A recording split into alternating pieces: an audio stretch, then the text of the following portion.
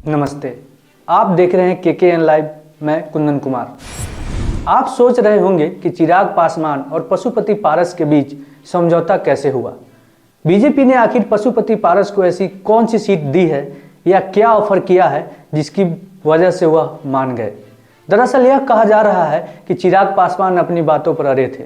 वह लगातार पिछले लोकसभा चुनाव में दी गई सीटों की मांग कर रहे थे, यानी कि वह 6 सीटें चाहते थे, जिन 6 सीटों पर एलजेपी 2019 के लोकसभा चुनाव में मैदान में उतरी थी। उन्हीं 6 सीटों की मांग चिराग पासवान लगातार कर रहे थे।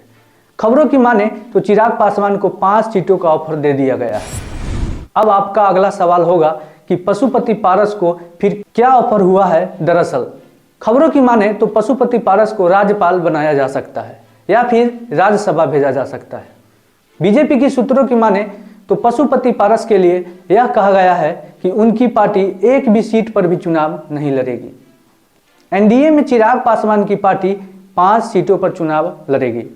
वहीं अगर हम बात करें उनके परिवार की और लोगों की, तो समस्तीपुर से सांसद है प्रिंस राज, चिराग पासवान के चचेरे भाई।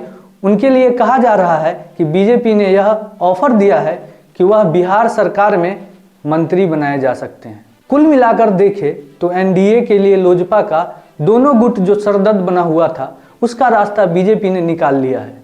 और आप यह कह सकते हैं कि एक वफादार साथी के लिए बीजेपी झुकती हुई नजर आ रही है। और खबरों की माने तो एक तरीके से जो दूसरा धारा था पशुपति पारस का, उसका लगभग सफाया होता हुआ दिख रहा है।